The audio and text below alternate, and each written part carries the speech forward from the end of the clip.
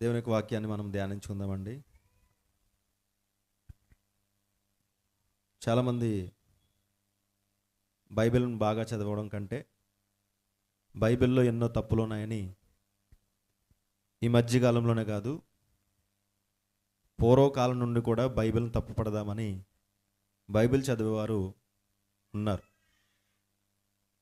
వారు చెప్పేటువంటి లాజిక్లకి, వారు మాట్లాడేటువంటి లేదా వారు చూపించేటువంటి వచనాలు ఎలా ఉంటాయంటే నిజమేమో అనిపిస్తుంది.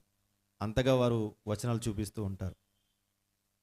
చూపించి అమాయకులైన వారిని లేదా బైబిల్ చదవలేనటువంటి వారు ఉంటారు.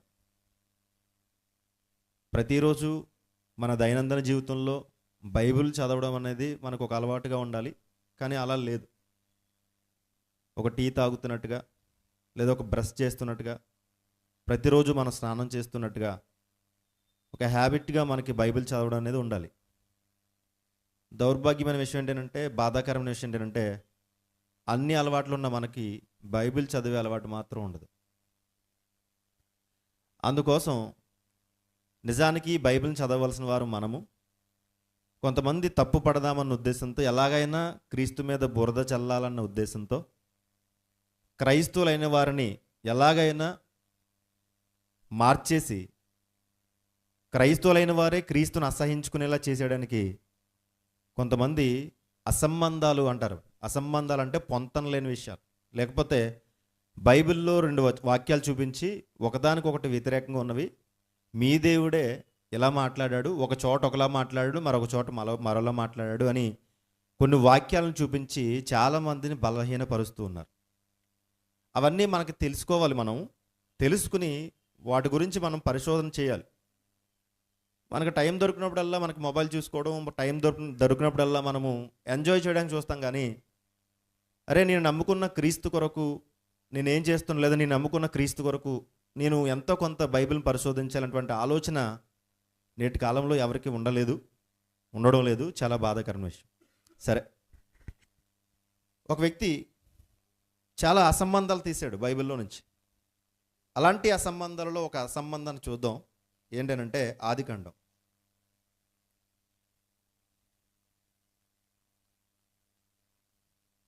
క్షమించండి, ఇర్మియా గ్రంథం చూడండి. మొదట ఇర్మియా గ్రంథము 23వ అధ్యాయం 34వ వచనం చూడండి.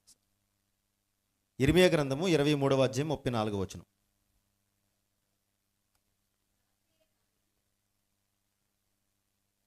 ఇర్మియా గ్రంథము 23వ అధ్యాయం 34వ వచనం చదవండి. ప్రవక్తయే కానీ, యాజకుడే కానీ, సామాన్యుడే కానీ,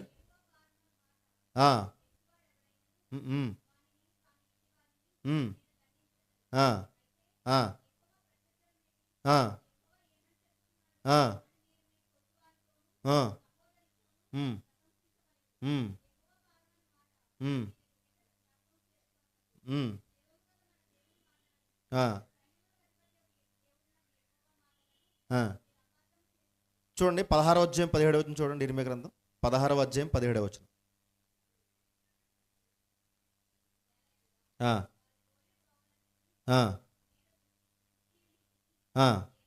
చూడండి, ఈ మాట చదవండి. వారు పోయిన త్రోవలన్నిటినీ దేవుడు దృష్టి ఉంచి ఉన్నాడు, అంటే దృష్టి పెట్టాడు. అంటే మనకు తెలుసు, దేవునికి రహస్యమైనది ఏది ఆయన కనపడకుండా ఉంటుందా? ఆయనకు మరుగైనది ఏదైనా ఉంటుందా? మనం చదువుకున్నాం సామెతలు 15:3, ఇర్మియా 16-17 వచనాలు మనం చూస్తే, రహస్యమైనది ఏది ఆయనకు తెలియకుండా ఉంటుందా? చీకట్లో కూడా ఆయనకు స్పష్టం కనపడుతుంది కదా, భూగర్భంలో కూడా ఆయనకి స్పష్టం కనపడుతుంది కదా, సముద్ర గర్భంలో కూడా ఆయనకి స్పష్టం కనపడుతుంది కదా, ఆకాశంలో అంతరిక్షంలో ఎక్కడైనా ఆయనకు స్పష్టంగా కనబడుతుంది కదా. ఇది మనకు తెలుసు, అంతే కదా. దేవునికి అందుకే సర్వాంతర్యామి అంటే అన్ని చోట్ల అన్నిట జరుగుతున్నటువంటి ప్రతి కార్యము, ప్రతి సందర్భం అన్నీ ఆయనకు తెలుసు. ఆయనకు తెలియనిదంటూ ఏముంది చెప్పండి? ఆయన ఆకాశంలో అనగా ఆయన పరలోకంలో ఉన్న భూమి మీద ఏం జరుగుతుందో, ఎక్కడ ఏ మూల ఏం జరుగుతుందో సమస్తం ఆయనకు తెలుసు. ఆయనకి తెలియకుండా ఏమీ లేదు.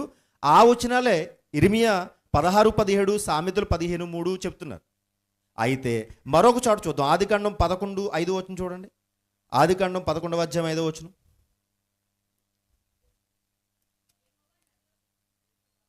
ఆదికాండం 11వ అధ్యాయం 5వ వచనం చదవండి. యెహోవా నరులు కుమారులు కట్టిన పట్టణమును గోపురమును చూడ దిగి వచ్చెను. చూడండి, ఇర్మియా 16:17, సామెతలు 15:3 అయితే ఆయనకు స్పష్టంగా అన్నీ కనబడతాయి. ఆయన ఎక్కడున్నా సరే అన్నీ ఆయనకి ఎరుకే అనేటువంటి మాటలు మనం చూస్తాం. కానీ ఆదికాండం 11:5లోకి వచ్చేసరికి నరులు కట్టిన గోపురాన్ని, నరులు కట్టిన పట్టణాన్ని చూడడానికి దిగి వచ్చాడు. గమనించారా? అర్థమైందా? దిగి వచ్చాడు అంటే ఆయన పరలోకంలో ఉన్నప్పుడు వీళ్ళు పట్టణం కడుతున్నప్పుడు ఆయన చూడ్డా, వీళ్ళు గోపురం కడుతున్నప్పుడు ఆయన చూడ్డా. అంటే దేవుడు దిగి వచ్చాడంటే దేవునికి ఏమైనా దృష్టిలోపం ఉందా అంటే కనబడడం లేదా? వీళ్ళు పట్టణం కడుతున్నప్పుడు దేవుడు కనబడడం లేదా? కనబడతా లేదు కనుకనే దిగి వచ్చాడు అనే పదాన్ని వీళ్ళు కోట్ చేసి ఏమన్నాడంటే దేవునికి దృష్టిలోపం ఉంది. చూడండి, మనుషులకు దృష్టిలోపం ఉంటుంది, అందుకే స్పెట్స్ వాడతాం మనం. దేవుడు స్పెట్స్ వాడతాడా? దేవునికి దృష్టిలోపం ఉంది, దేవుడికి గురుడితనం ఉంది. ఎందుకనంటే ఇర్మియాలో 16:17, సామెతలు 15:3 ఏం చెప్పాడంటే నాకు స్పష్టంగా అన్నీ కనబడతాయి, రహస్యమనేది ఏది నాకు అన్నీ తెలుస్తాయి, మరుగనిది ఏది లేదు అని చెప్పాడు. ఇక్కడికి వచ్చేసరికి దిగి వచ్చాడని ఉంది చూడడానికి. అంటే దేవునికి ఏమైనా దృష్టిలోపం ఉందా? బైబిల్ అసంబంధం, బైబిల్ తప్పుడు పుస్తకం, బైబిల్ అనుసరించేవారు తప్పుడు మార్గంలో వెళ్ళిపోతారు అనేటువంటి మాటలను కోట్ చేశారు. చూడండి, ఇది ఎంతవరకు నిజం? ఒక క్రైస్తవుడిగా, దేవుని వెంబడిస్తున్న వారుగా, క్రీస్తు నమ్ముకున్న బిడ్డలుగా మనకి బైబిల్ పరిశోధించేటువంటి అవసరత మనకుంది. టైం పాస్ చేయడానికి దేవుని సన్నిధికి రాకూడదు. మనం టైం పాస్ చేయడానికి మనం క్రైస్తవులు అవ్వలేదు. దేవుని వాక్యాన్ని నిరంతరము ధ్యానించడానికి మనం అంతూ కృషి మనం చేయాలి. చూడండి, ఇలాంటి వారు ఒకటి కాదు, ఇది శాంపిల్ మాత్రమే. ఇంకా చాలా అసంబంధాలు ఉన్నాయి. ఇంకా చూస్తే మీరు ఆశ్చర్యపోతారు. అంటే బైబిల్ను బోధించే వారి కంటే బైబిల్లో ఉన్న సత్యాన్ని, దేవుని గ్రంథంలో ఉన్న సత్యాన్ని ప్రజలకు తెలపాలన్న ఉద్దేశం ఉన్నవారి కంటే బైబిల్ని ఎలాగైనా తప్పుపడదాం, ప్రజల్లో బైబిల్ యొక్క ఔన్నత్యాన్ని లేదా దేవుని మాటలను సమాజానికి అందనివ్వకుండా బైబిల్ను తప్పు పట్టడానికి చదివే వారి సంఖ్య ఎక్కువ ఉంది. గమనించాలి. ఇప్పుడు దీని గురించి ఆలోచిద్దాం. ఏంటంటే ఆదికాండం 11:5లో దేవుడు ఏం చేశారంట? పట్టణం కడుతున్నప్పుడు, వారు గోపురాన్ని కడుతున్నప్పుడు దిగి వచ్చాడు అని ఉంది. దిగి వచ్చాడు అని రాయబడింది కదా 11:5లో. దిగి వచ్చాడు అంటే ఆయన దిగి రాకుండా దగ్గరికి వచ్చి చూస్తేనే కానీ ఆయన కనబడదా? అందుకే దేవుడు గుడ్డితనం కలిగిన వాడు. ఇశ్రాయేలు నమ్మిన యెహోవా దేవుడు గుడ్డితనం కలిగిన వాడు. ఇశ్రాయేలు నమ్మినటువంటి ఆ యెహోవా దేవుడికి దృష్టిలోపం ఉందని ఏం చెప్పాడంటే ఒక పేరాలు లేదా ఒక సందర్భాలను తీసుకొచ్చి ఏం చేశాడంటే ఈ విధంగా కోట్ చేసి సమాజంలోనికి వదిలేడు. ఆనిముత్యాల వలె, రత్నాల వలె. అతని దృష్టిలో ఇవి ఆనిముత్యాలు కావచ్చు, కానీ బైబిల్ తెలిసిన క్రైస్తవులకు, సత్యం తెలిసిన క్రైస్తవులకు అతడు ఎంత పొరపడ్డాడో మనం వారికి తెలియజేయాలి. ప్రేమతో, సాత్వికంతో అలాంటి వారికి మనం ఏం చేయాలంటే తెలియపరచాలి. ఎలా తెలియపరచాలి? బైబిల్లో ఉన్నటువంటి వాక్యాలు రెండు విరుద్ధంగా కనిపిస్తూ ఉంటాయి. ఎలా విరుద్ధంగా కనిపిస్తాయంటే ఒక చోట అంటాడు సమాధానకర్త అయినటువంటి యేసుక్రీస్తు వారు వైపు చూచు అంటాడు. సమాధానకర్త యేసుక్రీస్తు వారు కదా. అయితే మరో చోట అంటాడు నేను సమాధానాన్ని ఇవ్వడానికి రాలేదు, ఎవరైతే క్రీస్తుని అంగీకరించారో వారి మధ్య మంట పుడుతుంది, అగ్గిరాజు అవుతుంది అన్నాడు. అంటే అర్థం ఏంటి? సమాధానకర్త అని చెప్పినవాడు ఆయనే, నన్ను వెంబడిస్తే, నన్ను అంగీకరిస్తే సమాధానం ఉండదని చెప్పినవాడు ఆయనే. చూసారా బైబిల్లో ఉంటాయి ఆ మాటలు. మరి ఈ మాటలు తప్ప, వ్యతిరేకమా? కానే కాదు. సమన్వయపరచాలి. మనం ఎలా సమన్వయపరచాలి? బైబిల్ యొక్క భావం ఎప్పుడూ ఒకటే. ఆది కాండ నుంచి ప్రకటన గ్రంథం వరకు 66 పుస్తకాల్లో ఉన్నటువంటి భావం, దేవుని ఉద్దేశం ఒకటే. ఆయన ఎప్పుడు ఒకలాగే చెప్పాడు. కానీ మనుషులు అర్థం చేసుకోవడంలో లేదా సమన్వయపరచడంలో మనుషులు ఫెయిల్ అవుతూ వస్తున్నారు, ఓడిపోతూ వస్తున్నారు. అందుకే ఈ సందర్భాన్ని మనం ఆలోచించేద్దాం. అసలు దేవుడు ఈ నిమ్రోదు కట్టినటువంటి లేదా ఈ నిమ్రోదు కాలంలో, ఈ నిమ్రోదు పరిపాలనలో ఈ ప్రజలు కట్టినటువంటి గోపురం కానీ, ఈ ప్రజలు కట్టినటువంటి ఈ పట్టణాలు కానీ దేవుడు కలుగ చేసుకోలేదా? దేవుడు వారిని ఏమీ అనలేదా? చూసి మాట్లాడలేదా అనేది మనం ఆలోచన చేయాలి. ఆదికాండం 11వ అధ్యాయం మొదటి నుంచి చూద్దాం. భూమి అందంతటా ఒక్క భాషయు ఒక్క పలుకును ఉండెను. అప్పటికి చూడండి, ఇది నిమ్రోదు కాలం. నిమ్రోదు యొక్క తండ్రి కూసు, కూసు యొక్క తండ్రి ఎవరంటే హాము, హాము యొక్క తండ్రి నోవాహు. అంటే ఒక మాటలో చెప్పాలంటే నోవాహుకి మునిమనోడు ఎవరు? నిమ్రోదు. నోవాహు గారి యొక్క మునిమనోడు నిమ్రోదు. ఈ నిమ్రోదు గురించి చూసినప్పుడు ఈ నిమ్రోదు బలవంతుడు, ఒక విధంగా చెప్పాలంటే తెలివైనవాడు, వేటగాడని అర్థం, చాలా ఒక నియంత అని అర్థం. నియంత అంటే తన ఆలోచనలు ఎలాగ ఉంటాయనంటే దేవుడికి మించినటువంటి ఆలోచన అనుకుంటాడు ఆయన. పైగా దేవుని కంటే ఉన్నతమైన స్థలాలను కట్టాలన్నటువంటి ఆలోచన కలిగిన వాడు.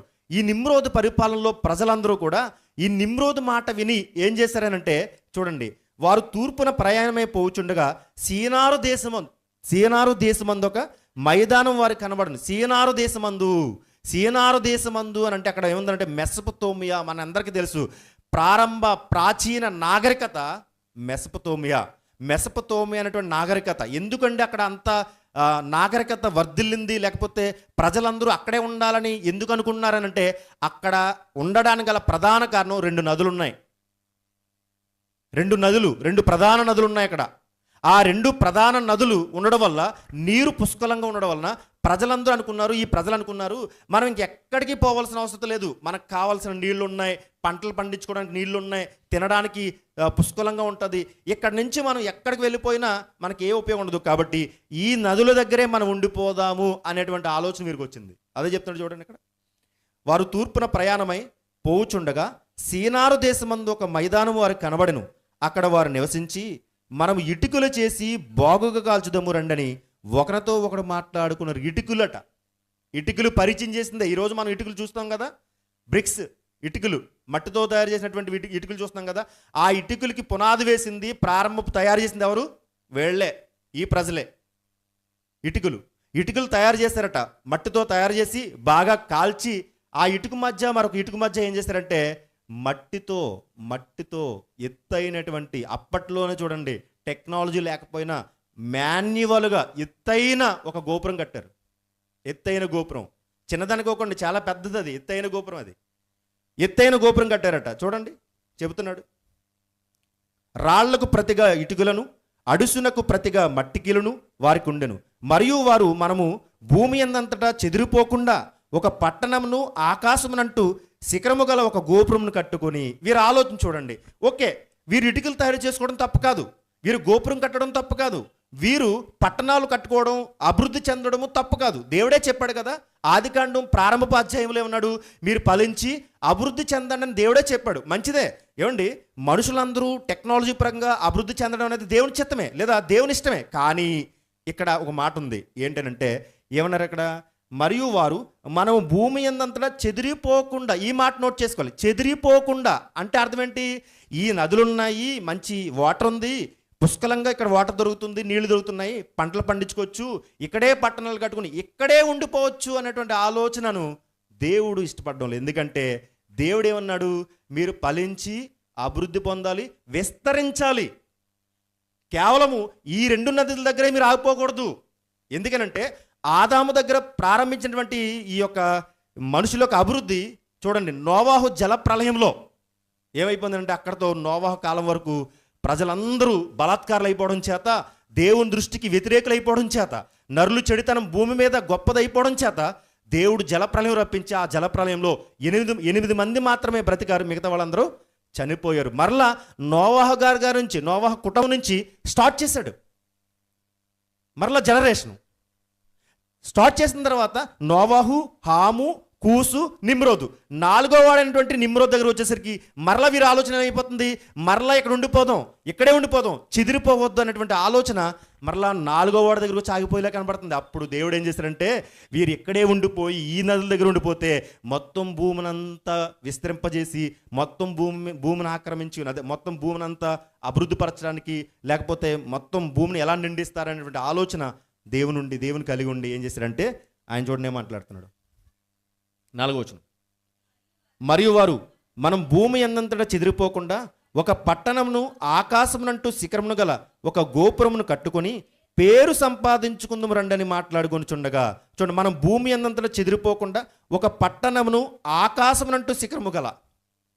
ప్రశ్న ఏంటంటే వాళ్ళు అభివృద్ధి చెందుతున్నారు, ఒక చారిత్రాత్మక కట్టడాలు కట్టాలనుకున్నారు, నాగరికతను డెవలప్ చేసుకోవాలనుకున్నారు, మంచిదే.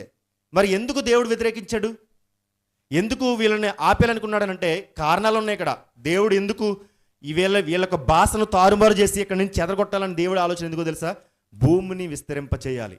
ఇక్కడతో ఈ రెండు నదుల దగ్గరే, కేవలం ఈ సీనారు ఈ యొక్క మైదానం దగ్గరే వీరి ప్రస్థానం ఆగిపోకూడదు, ఇక్కడే ఉండిపోకూడదు, వీళ్ళ భాషలు తారుమారు చేస్తే వీళ్ళు ఇక్కడి నుంచి వెళ్ళిపోతారు అని ఉద్దేశంతో దేవుడు వారి భాషను తారుమారు చేశాడు. మొట్టమొదట దేవుడు వీరు అన్న మాటకు ఏమన్నారు, వీళ్ళు ఇక్కడే ఉండిపోదాము, ఇంకెక్కడికి వెళ్ళొద్దు అనే మాటను దేవుడు పట్టుకుని ఏమన్నాడంటే, వీళ్ళు ఎక్కడే ఉండిపోతే ఈ భూమి నిండించేది ఎవరనే ఉద్దేశంతో అక్కడ వారి ఆలోచన తప్పు గనక ఆదికాండలో ఉన్నటువంటి ఆ మాట నెరవేర్పుగా చూడండి, నోవాహుతో మళ్ళన్నాడు అదే మాట, మీరు ఫలించాలి. ఓడ నుంచి బయటకు వచ్చిన తర్వాత వాళ్ళతో అన్నాడు దేవుడు ఏమన్నాడంటే, మీరు మరలా ఫలించాలి, అభివృద్ధి చెందాలి, విస్తరింపచేయాలని మరలా నోవాహుతో అన్నాడు. ఆదాముతో ఏ మాట అయితే అన్నాడో మరలా నోవాహుతో అదే మాట అన్నాడు.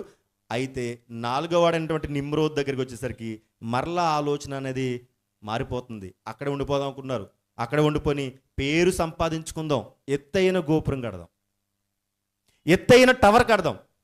ఎత్తైన టవరు ఎంత పెద్ద టవర్ అంటే ఆకాశానికి అంటినంత. ఎందుకు అంత టవర్ కట్టాలనుకున్నారు వాళ్ళు? ఎందుకు అంత గోపురం కట్టాలనుకున్నారు? ఇప్పుడు ఒక మంచి పట్టణం కట్టచ్చు కదా, లేకపోతే బిల్డింగ్స్ కట్టుకోవచ్చు కదా వారి కొరకు. కానీ అవసరం లేనటువంటి ఒక గోపురాన్ని ఎందుకు కట్టుకోవాలనుకున్నారు వాళ్ళు? గోపురం తెలుసు కదా, గోపురం అంటే లైక్ టెంపుల్ లేదా ప్రేయర్ టవర్ లాంటిది. ఎత్తైనటువంటి ఒక గోపురం ఆకాశానికి అంటినంత. అంటే ఒక ఉదాహరణ ఏంటంటే, మనకు తెలుసు బుర్జ్ ఖలీఫ్ ఎక్కడుంది? అది ఎక్కడుంది? అది బుర్జ్ ఖలీఫ్ ఎక్కడుంది? అక్కడే ఉందంటారా? దుబాయ్లో ఉందంట కదా, ఆ ప్రాంతంలో బుర్జ్ ఖలీఫ్. బుర్జ్ ఖలీఫ్ ఎంత ఎత్తనంటే 150 అంతస్తులకు పైబడి, చాలా పెద్దది. ఇప్పుడు మరొక ఆలోచన ఏంటంటే, బుర్జ్ ఖలీఫ్ కంటే ఇంకా ఎత్తైన భవనం కట్టాలనుకుంటున్నారట. ఎందుకు?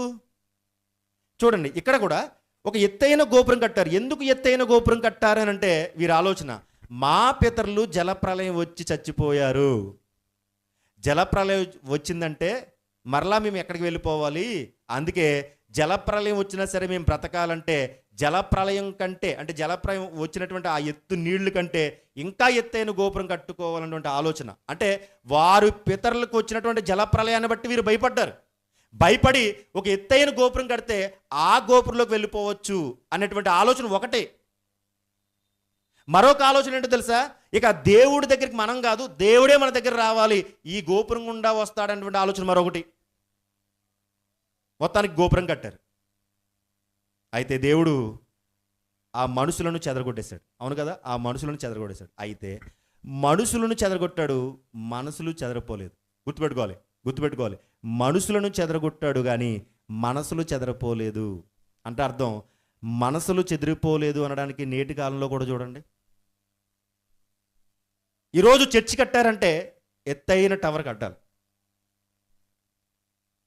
ఈరోజు ఒక దేశంలో ఏదైనా ఒక మంచి పెద్ద ఎత్తైన విగ్రహం కట్టాడనుకోండి, నిలబెట్టారనుకోండి, మా దేశం కూడా ఏం తక్కువ, మా దేశానికి కూడా రెవెన్యూ ఉంది, ఆదాయ వనరులు ఉన్నాయి, మేము అంతకంటే పెద్ద విగ్రహం కడతామని పోటీ పడుతున్నారా లేదా?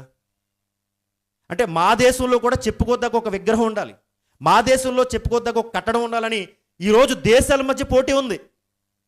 అలాగే ఇది దేశాలకు ఉంటే సరిపోను, కానీ ఇది క్రైస్తవ్యంలో కూడా ప్రాకింది. ఎలా ప్రాకింది అని అంటే, ఈరోజు చర్చి నడిపిస్తున్నటువంటి దైవజనులు కూడా ఎలా ఆలోచిస్తున్నారంటే ఎత్తైన టవర్ కట్టాలి. ఎందుకు ఎత్తైన టవర్ కట్టాలంటే మా చర్చు చాలా పెద్దది అని చెప్పుకోవడం కోసం. పైగా ఎత్తైన టవర్ ఎందుకు కట్టాలని ఒక పాస్టర్ గారిని అడిగితే ఆ పాస్టర్ గారు అన్నారంటే, ఇప్పుడు ఎత్తైన టవర్ కట్టడం వల్ల చర్చ్ ఇక్కడ ఉందని చెప్పడం కోసం అంట. అంతే కదా, చర్చ్ అయితే కనబడదు, టవర్ అయితే కనబడుతుంది. కనుక మా చర్చి వీధిలో ఉంది, మా చర్చి ప్రాంతంలో ఉందని చెప్పడం కోసం ఎత్తైన టవర్ కట్టారంట.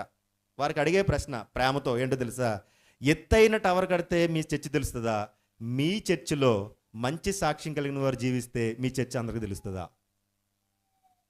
మనం చెప్పాల్సింది ఎత్తైన టవర్ కట్టి చర్చి ఇక్కడ ఉందని చెప్పడం కాదు.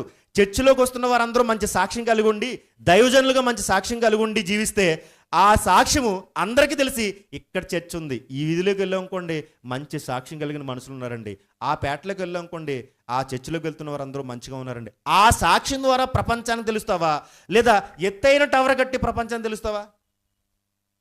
ఎత్తైన టవర్ కట్టడం వలన ఎవరికి ఉపయోగం చెప్పండి?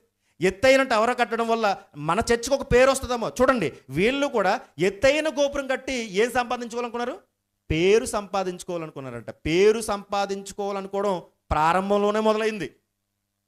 ఈరోజు కూడా గమనించండి, పేరు సంపాదించుకోవడానికి ఏదైనా చెయ్యాలా? మన భక్తి చేయడం పేరు సంపాదించుకోవడానిక? గమనించండి, పేరు సంపాదించుకోవడానికి మనం ఏమీ చేయకూడదు. అసలు మన పేరేంటి? అసలు మనమంటూ లేము కదా. క్రైస్తవుడిగా, క్రీస్తుని అంగీకరించిన వాడుగా ఒకసారి శిలువను మనము ఎత్తుకున్నప్పుడు మనమంటూ లేము. ఇంకా పేరు సంపాదించుకోవడానికి ఏమీ చేయకూడదు. పేరు సంపాదించుకోవడానికి ఏదైనా చేసామా అది మనుషుల దృష్టిలో గొప్పదమో, కానీ దేవుని దృష్టిలో చాలా అసహ్యం అనేది అని అర్థం. మనుషుల్లో ఘనంగా ఎంచబడిన వాడు దేవుని దృష్టికి అసహ్యమైన వాడు, అసహ్యమైనది అని అర్థం. వీళ్ళు పేరు సంపాదించుకోవడానికి ఎత్తైన కట్టడం కట్టారట. ఆ కట్టడాన్ని చూపించి వారు బలాన్ని చూపించాలనుకున్నాడు. వారి యొక్క బలాన్ని చూపించి ప్రపంచానికి ఒక నేర్పించాలనుకున్నారు. ఏంటంటే ఒక నియంతలాగా మాకంత మొనగాళ్ళు మరొక లేరు, నిమ్రోద్ అని ప్రజలందరూ నిమ్రోదుని నాయకునిగా చేసుకున్నారు. ఎందుకు తెలుసా? అలాంటి ఆయన తన మాటల చేత, తన వాక్చాతుర్యం చేత ప్రజలందరినీ తన వైపు మళ్లించుకుని తను దేవుడిగా లేదా తన నాయకుడిగా, గొప్ప నాయకుడిగా చరిత్రల పుటల్లో నిలిచిపోవాలని నిమ్రోద్ ఆలోచన చేశాడు. ఆలోచన చేసి ఎత్తైన గోపురం కట్టించి, పట్టణాలు కట్టించి, వారి చేత చూడండి బలమైనటువంటి కఠినమైన పనులు చేయించి ఒక పెద్ద నిర్మాణాలు చేసేసి ఏం చేయాలనుకున్నారంటే పేరు సంపాదించుకోవాలనుకున్నారు. పేరు సంపాదించుకోవాలని ఎప్పుడైతే ఆలోచన చేశారో దేవుడు వెంటనే ఏం చేశాడంటే వారి యొక్క భాషను తారుమారు చేశాడు. మీరు ఎక్కడే ఉండిపోవాల్సిన వారు కాదు. ఈ గోపురం కట్టడం వల్ల ఎవరికి ఉపయోగం లేదు. మీరు ప్రతి ప్రాంతాన్ని స్వాధీనపరచుకోండి, ప్రతి ఏరియాని స్వాధీనపరచుకోండి, ప్రతి రాష్ట్రాన్ని, ప్రతి దేశాన్ని స్వాధీనపరచుకుని అక్కడ కట్టడాలు కట్టండి, చాలా హ్యాపీ. కానీ ఇక్కడే ఉండిపోతాను, ఇక్కడే చేస్తాను, ఇక్కడే ఉండి ఈ పట్టణం కట్టేస్తాను, గోపురం కడతానని ఇక్కడ మాత్రమే ఉండిపోవడానికి మాత్రం మిమ్మల్ని పుట్టించలేదు. ఇక్కడే ఉండిపోతారని మిమ్మల్ని సృష్టించలేదు. ఇక్కడే ఉండిపోతారన్న ఉద్దేశంతో కాదు. ఇక్కడి నుంచి మీరు చెదరగొట్టబడి ఇక్కడి నుంచి మీరు వెళ్ళాలి, ప్రయాణం కొనసాగించి భూమి అంతటా మనుషులు విస్తరింపచేయాలనే ఉద్దేశంతో ఆయన ప్రణాళిక అది, అనాది సంకల్పం అది. ఆ అనాది సంకల్పానికి ఒకడు బ్రేక్ చేయాలనుకున్నాడు నిమ్రోదు. అందుకే నిమ్రోదును ఏం చేశాడనంటే ఆ నిమ్రోదును అనుసరించే వారందరి యొక్క భాషను ఆయన ఏం చేశాడట? తారుమారు చేశాడు. చూడండి ఆ మాట, 5వ వచనం. యెహోవా నరులు కుమారులు కట్టిన పట్టణమును గోపురమును చూడదిగి వచ్చెను. అప్పుడు యెహోవా, ఇదిగో జనము ఒక్కటే, వారందరికీ భాష ఒక్కటే, వారు ఈ పని ఆరంభించి ఉన్నారు. ఇక మీదట వారు చేయదలచి ఏ పని అయినను చేయకుండా వారికి ఆటంకమేమీ ఉండదు. గనుక మనము దిగిపోయి వారిలో ఒక మాట ఒకరికి తెలియకుండా అక్కడ వారి భాషను తారుమారు చేయుదము రండి అనుకొనెను. అలాగూ యెహోవా అక్కడ నుండి భూమి అంతటా వారిని చెదరగొట్టెను. గనుక వారు ఆ పట్టణమును కట్టుట మానిరి. మంచిదే, మీరు కట్టడాలు కట్టడం మంచిదే. అయితే మీరు కేవలం ఇక్కడ మాత్రమే కాదు, మొత్తం మీకు కనబడుతున్న ఈ నేల మీద విస్తరించండి. విస్తరించిన తర్వాత మీరు మీ సామర్థ్యం కొలిది పట్టణాలు కట్టండి, మంచిదే. కానీ ఇక్కడ మాత్రమే పట్టణాలు కట్టి ఇక్కడే ఉందాము, ఇక్కడే మనము విస్తరింపజేద్దాం, ఎక్కడ ఉండిపోదామని ఒక్క పలుకున్నటువంటి ఆ ప్రజలను, ఆ భాషను మార్చాడు. అక్కడి నుంచి వారిని చెదరగొట్టాడు. భూమి అంతటా చెదిరిపోవడం ప్రారంభించారు. అక్కడి నుంచే అనేకమైన నాగరికతలు ప్రారంభమయ్యాయి. అక్కడి నుంచే మనుషులు అనేటువంటి భాషలు తారుమయ్యాయి. దాని పేరు పెట్టాడు. దాని పేరు ఏం పేరు? బాబేలు. భాషలు తారుమారు అని. బాబేలు అనేటువంటి పేరు చూడండి. బాబేలు అంటే భాషలు తారుమారు చేయడు. భాషలు ఎందుకు తారుమారు చేశాడు? ఎప్పుడైతే భాషలు తారుమారు చేశాడో మనుషులు చెదిరిపోవడం మొదలు పెడతారు. అంతే కదా. మీకు రాని భాష నాకు వచ్చింది అనుకోండి, నాకు వచ్చిన భాష మీకు వచ్చింది అనుకోండి. నాకు రాని భాష అంటే మీకు తెలుగు వచ్చు, నాకు ఇంగ్లీష్ వచ్చు. నా ఇంగ్లీష్ మీకు అర్థం కాదు, మీ తెలుగు నాకు అర్థం కాదంటే నేను ఎక్కువసేపు ఉండలేను, ఇక్కడ సహజీవనం చేయలేను, నేను ఎక్కువసేపు ఇక్కడ నిలబడలేను. ఏదో కొంతసేపు నాకు అర్థం కావట్లేదనే ఉద్దేశంతో నేను వెళ్ళిపోతాను. అంటే భాష ఎప్పుడైతే తేడా వచ్చిందో, అర్థం కాదో, అక్కడ ఉండడానికి మనం ఇష్టపడడం, అక్కడి నుంచి వెళ్ళిపోతూ ఉంటాం. అలా వాళ్ళు భాషలు తారుమారయ్యి వెళ్ళిపోయారు. అక్కడి నుంచి వారి యొక్క జనం అనేది ఉత్పత్తి అయ్యింది. అంటే వీరు చేసినటువంటి ఈ తప్పు ఏంటనంటే ఇక్కడే ఉండిపోతాననేది ఒక తప్పు, తర్వాత ఇక్కడ గోపురం కడతాను అనడం ఒక తప్పు, మరో తప్పు అంటే పేరు సంపాదిస్తానన్నది ఒక తప్పు. పేరు సంపాదిస్తానన్నది. ఇలాంటి నిమ్రోదులు నేటి కాలంలో లేరంటారా? క్రైస్తవులనే అనేక మంది నిమ్రోదులు ఉన్నారు. ఏంటి నిమ్రోదత్వం అంటే ఏంటో తెలుసా? పేరు సంపాదించుకుందాం. గమనించండి, పేరు సంపాదించుకుందాం. ఎత్తైన టవర్స్ కడదాము, టవర్స్ కట్టి మందని నెంబర్ 1 చర్చ్ అని చెప్పుకుందాం. మంచిదేనండి, మీ సామర్థ్య కొలది మీరు కట్టుకుంటున్నారు. గమనించాలి, దేవుడు ఎత్తైన టవర్ కడితేనే దేవుడు ఉంటాడని చెప్పలేదు. పాకలో మనం దేవుని ఆరాధించినా, పూరి పాకలో పూరి గుడిసెలో మనం దేవుని ఆరాధించినా దేవుడు అక్కడ ఉంటాడు. కానీ మనిషి ఆలోచన మారాలి. ఆ రోజు ఎందుకు చెదరగొట్టాడు? మనుషులను చెదరగొట్టిన ఆ మనుషులను చెదరగొట్టిన మనసులు చెదిరిపోలేదు. ఆ మనస్తత్వం అలా కొనసాగుతూనే వస్తుంది, ఇప్పటికీ కూడా కొనసాగుతూనే వెళ్తుంది. ఏంటి ఆ మనస్తత్వం? పేరు సంపాదించాలి. గమనించాలి, పేరు సంపాదించాలి, ఎత్తైన కట్టడాలు కట్టాలి, ఎత్తైన బిల్డింగ్లు కట్టాలి. పోటీతత్వం ఉంది, మనకి ఉంటుంది పోటీతత్వం. శారీరపరంగా మన ఇంటి దగ్గర కూడా చూడండి, పక్కవారు ఇల్లు కట్టుకుంటారు అనుకోండి, మనం కూడా నిద్రపోకుండా కష్టపడి ఇల్లు కట్టేయాలి. మనకి పోటీతత్వం ఉంటుంది. ఓకే, మనకు ఉంది, సామర్థ్యం ఉంది, మన కెపాసిటీ ఉంది, కట్టుకున్నా పర్లేదు. కానీ పక్కవారిని చూసి వాత వేసుకున్న పులిని చూసి చూడండి, నక్క వాతలు వేసుకున్నట్టుగా, ఒకవేళ మన సామర్థ్యం లేకపోయినా పక్కవారిని చూసి మనం ఒకవేళ ఇల్లు కడదామని దిగి అప్పు చేసి కట్టాం అనుకోండి, అంతే, ఎన్ని తెప్పలు వచ్చి పడతాయి, అనారోగ్యం వచ్చేస్తుంది. ఎంతమంది చూడండి, పేరు కోసం కట్టేటువంటి కట్టడాలు చాలా ఉంటాయి. పేరు కోసం ఈరోజు బుర్జ్ ఖలీఫా లాంటి కట్టడము పేరు కోసం, అది అంతకంటే పెద్దైన కట్టడాలు కట్టడానికి ప్రయత్నం చేస్తున్నారు. గమనించండి, చైనాలో అయితే డ్యాములు కడతారట. డ్యాములు చూడండి, భూమిని కొన్ని సెకండ్ల పాటు ఆపేస్తా డ్యామ్, అలాంటి పెద్ద పెద్ద డ్యాములు. వాళ్ళు కడితే కట్టడాలు ఎలా ఉంటాయంటే భూమిని కూడా ఒక 2-3 సెకండ్లు అలా స్టాప్ చేసేటువంటి డ్యాములు కడతారు, కట్టడాలు కడతారు. ఆ కట్టడాల ద్వారా వారికి ఏమొస్తుందంటే పేరు వస్తుంది. ఆ కట్టడాలు చూడడానికి ఎంతమంది వెళ్ళిపోతారండి? బుర్జ్ ఖలీఫాని చూడడానికి వెళ్ళిపోతారు చాలామంది. ప్యారిస్ టవర్ని చూడడానికి, ప్యారిస్లో ఉంటుంది కదా, ఉంటుంది ఏంటి టవర్, ఈఫిల్ టవర్ని చూడడానికి వెళ్ళిపోతారు చాలామంది. వాళ్ళు ఎత్తైన కట్టడాలు కట్టి టూరిజం చేస్తారు. టూరిజం అంటే ప్రజలందరూ అక్కడికి వెళ్తారన్న ఉద్దేశంతో ఆ టూరిజం ద్వారా వారి దేశాలను అభివృద్ధి పరుచుకుంటారు. గమనించండి, ఎత్తైన కట్టడాలలో, ఎత్తైన గోపురాలలో దేవుడు ఉంటాడు అనడం అది కాదు. కానీ చూడండి, విశాలమైనటువంటి మనసు. ఒక చర్చ్ పాస్టర్, ఒక చర్చ్ నాయకుడు లేదా సంఘాన్ని నడిపే నాయకుడు, నా చర్చ్ ఎంత పొడవు ఉంది, ఎంత వెడల్పు ఉంది, ఎక్కువ లేకపోతే ఇంత నేను పెద్దది కడితే మంచి పేరు వస్తుంది, ఇది కాదు.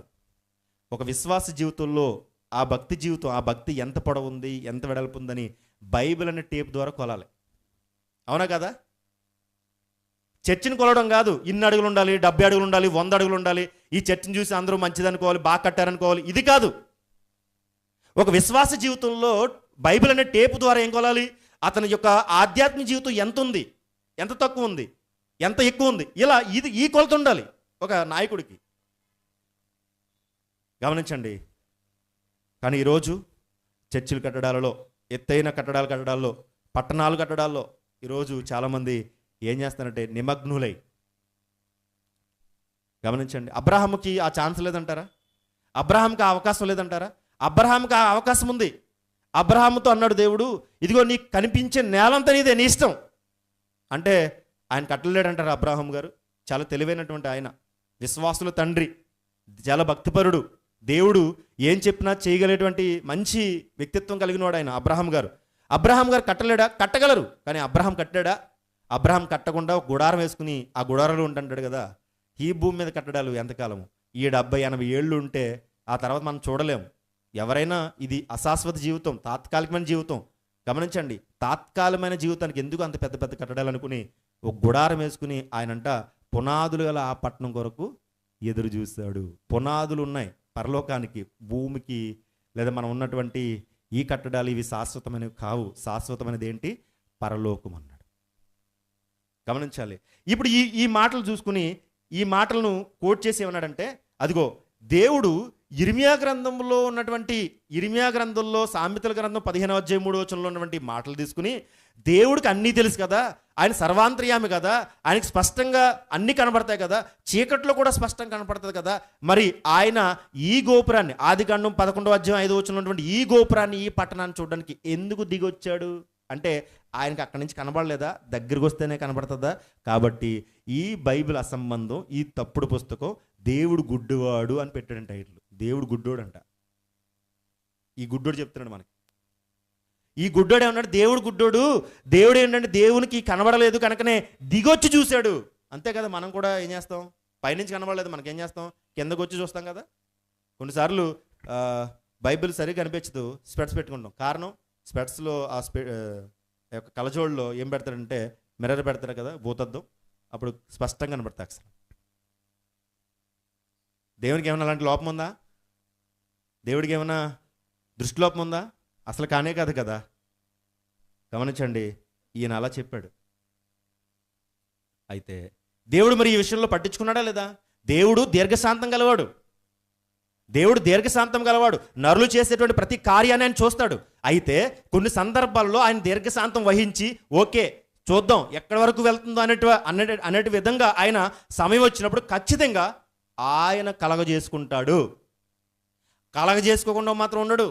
అది మీ విషయంలోనైనా నా విషయంలోనైనా ఇక్కడున్న ప్రతి ఒక్కరి విషయంలో కూడా దేవుడు ఖచ్చితంగా కలగజేసుకుంటాడు. దేవుడు స్కిప్ చేయడు. మనుషులు స్కిప్ చేస్తారేమో, మనుషులు మాత్రం వదిలేస్తారేమో, దేవుడు మాత్రం ప్రతి ఒక్కరి జీవితానికి ఖచ్చితంగా ఆయన జడ్జిమెంట్ ఇస్తాడు. స్కిప్ చేయడం ఉండదు, ఆయన నుంచి పారిపోవడం ఉండదు, ఆయన నుంచి తప్పించుకోవడం అనేది ఉండదు. చట్టాల నుంచి తప్పించుకోగలరు, జైలుల నుంచి కూడా తప్పించుకోగలరు, కానీ దేవుని చట్టం ముందు కానీ దేవుని దగ్గర నుంచుకొని ఎవరూ తప్పించుకోలేరు. దావీదు గారు అదే మాట అంటారు కీర్తనలో, దేవా నీ నుండి నేను ఎక్కడికి వెళ్ళిపోతాను, నీ నుండి నేను ఎక్కడికి వెళ్ళిపోగలను? ఆకాశ మండలానికి వెళ్ళిపోయినా అక్కడ నువ్వు ఉంటావు, భూగర్భంలోకి వెళ్ళిపోయినా అక్కడ నువ్వు ఉంటావు, సముద్ర గర్భంలోకి వెళ్ళిపోయినా అక్కడే ఉంటావు. నేను ఎక్కడికి వెళ్ళినా నువ్వు అక్కడ ఉంటావు. ఎందుకంటే నువ్వు అన్ని చోట్ల ఉండగల దేవుడు ఉంటావు కూడా, నువ్వు ఉన్నవాడివి, ఎక్కడైనా ఉండవు అని దావీదు గారే చెప్పారు. ఆయనకు దృష్టిలోపం కానీ ఆయన గుడిదనం కానీ ఉండనే ఉండదు. కానీ ఈ మాటను పట్టుకుని ఈ ఆదికాండం 11వ అధ్యాయం 5వ వచనం పట్టుకుని దేవుడికి దృష్టిలోపం ఉంది, గురుడితనం ఉందని చెప్పి ఏం చేశారంటే డైవర్ట్ చేయడం మొదలు పెడుతున్నాడు. ఇదొకటే కాదండి, ఇలాంటివి చాలా ఉన్నవి. గమనించండి, దేవుడు కలగజేసుకున్నాడా ఎక్కడా లేదా? వీళ్ళు పట్టణం కట్టినప్పుడు గోపురం కడుతున్నప్పుడు కలగజేసుకున్నాడా? చూస్తా అలా వదిలేశాడా? లేదు కదా, కలగజేస్తున్నాడు కదా. 5వ వచనం నుంచి ప్రారంభించాడు కదా. యెహోవా నరులు కుమారులు కట్టిన పట్టణమును గోపురమును చూడదిగి వచ్చును. అప్పుడు యెహోవా, ఇదిగో జనము ఒక్కటే, వారందరికీ భాష ఒక్కటే, వారు ఈ పని ఆరంభించి ఉన్నారు, ఇక మీదట వారు చేయదలుచు ఏ పనైనను చేయకుండా వారికి ఆటంకమేమీ ఉండదు గనుక మనము దిగిపోయి వారిలో ఒకరి మాట ఒకరు తెలియకుండా అక్కడ వారు భాషను తారుమారు చేయవు. దిగిపోయి అనే మాటను పట్టుకున్నాడు. దిగిపోయి అనేటువంటి మాటను పట్టుకున్నాడు. దిగిపోయి అంటే అక్కడ అర్థం గమనించండి, దిగిపోయి ఒక మనుషులని కాదు అక్కడ అర్థం. దిగిపోయి అంటే అర్థం ఏంటంటే కలగజేసుకున్నాడు అని అర్థం. మూలాలకు వెళ్ళి చూస్తే కలగజేసుకున్నాడు అని అర్థం, కలగజేసుకుంటాడని అర్థం. దేవుడు ఖచ్చితంగా కలగజేసుకుంటాడు.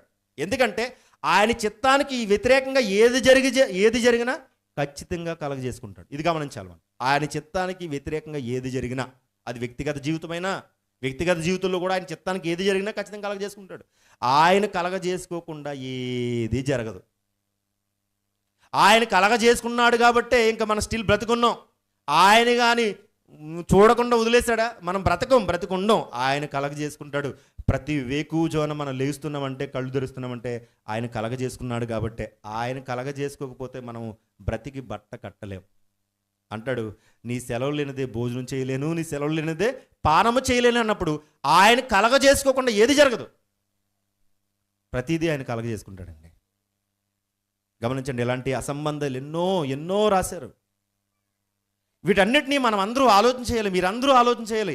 ఇలాంటి పుస్తకాలను మీరు చదవాలి. ఏంటి? అసంబంధాల పుస్తకాలు చదవాలి. చదివి చూసి దానికి సమాధానాన్ని మీరు రెడీ చేసుకోవాలి. బైబిల్ మీద ఒక పట్టు సాధించాలి. బైబిల్ మీద గమనించండి, మీకు బైబిల్ను నేర్పించే విధానం గమనించండి. బీటీహెచ్ కానీ ఎంటీహెచ్ కానీ, అంటే Bible theology, bachelor of theology, master of theology మీరు చూడండి. వాళ్ళకి ఏం చెప్తారు తెలుసా? Introduction of the Bible.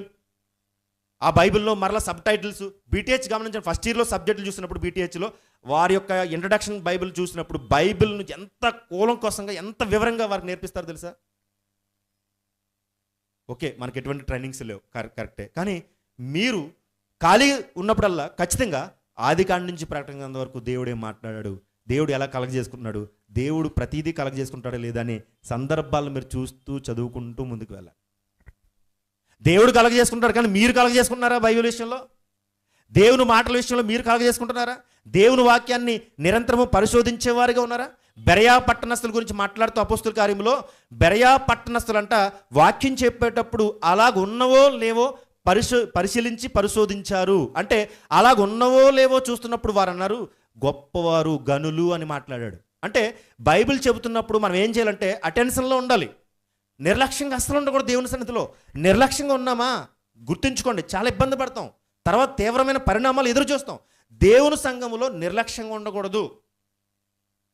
దేవుని సన్నిధిలో వాక్యం చెప్పేటప్పుడు చాలా శ్రద్ధగా, జాగ్రత్తగా దేవుడు ఈరోజు నాతో మాట్లాడతాడన్నటువంటి ఒక విధానంలో మనం కూర్చుని, దేవా నువ్వు నాతో మాట్లాడన్న ఉద్దేశంతో వినాలి. ఇది ప్రైమరీగా మనం చేయాలి. ఎందుకంటే దేవుని యొక్క ప్రెజెన్స్ ఇక్కడ ఉంటుంది కదా, ఆయన ప్రసన్నత ఇక్కడ ఉంటుంది కదా, ఆయన తోడు ఉంటుంది కదా. అందుకే దేవుడు ప్రతి దాంట్లో కలగజేసుకుంటాడన్న భయంతో మనం జాగ్రత్తగా దేవుని మాటలు వినాలి. కాబట్టి దేవుడు గుడ్డివాడు కానే కాదు, దేవుడికి దృష్టిలోపం లేనే లేదు. అయితే ఆ మాటలను అర్థం చేసుకోవడంలో ఈ అసంబంధాలు రాసినటువంటి ఆయన పొరపడ్డాడు. ఎలా పొరపడ్డాడు?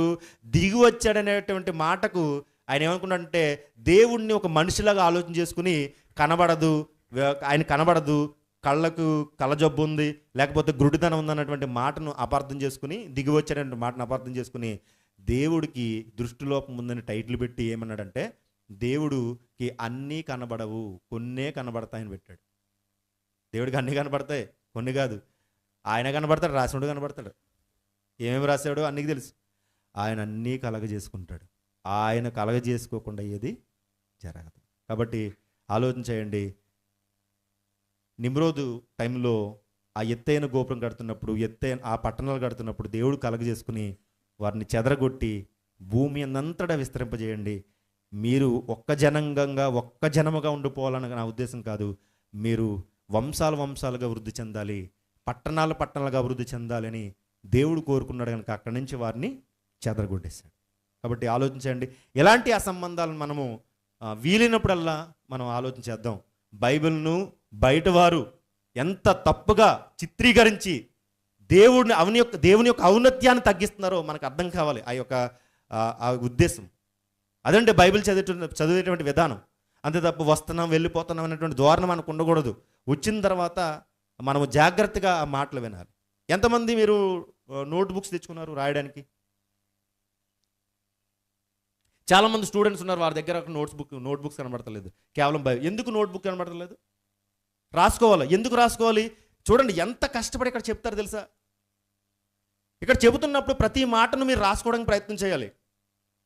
మీరు దేవునికి మర్యాద ఇచ్చినట్టు, గౌరవం ఇచ్చినట్టు, అది దేవుని సన్నిధిలో మీకు ఒక ఏమంటారంటే దేవునికి విలువ ఇచ్చినట్టు మీరు రాసుకోవడం అనేది. ఇవన్నీ మీరు చెయ్యండి. మీరు రాసుకున్నది బాగా గుర్తుంటుంది. మీరు గుర్తున్న దాన్ని మీ హృదయంలో పెట్టుకుంటారు. దానినే సమాజంలో మాట్లాడడానికి అవకాశం ఉంటుంది. కాబట్టి ఆలోచన చేయండి. నిమ్రోదు విషయంలో, ఆ పట్టణం విషయంలో, ఆ గోపురం విషయంలో, ఆ ప్రజల విషయంలో దేవుడు కలగజేసుకున్నాడు. దేవుడు ఏమీ చూడనట్టుగా వదిలేదు. ఆయన వదలడు. ఆయన సమయం వచ్చినప్పుడు, టైం వచ్చినప్పుడు ఆయన దీర్ఘశాంతం వహిస్తాడు. ఆ దీర్ఘశాంతం వహించి టైం వచ్చినప్పుడు ఖచ్చితంగా ఆయన కలగజేసుకుంటూ ఉంటాడు. ఆయన కలగజేసుకోకుండా ఏది జరగదు. కాబట్టి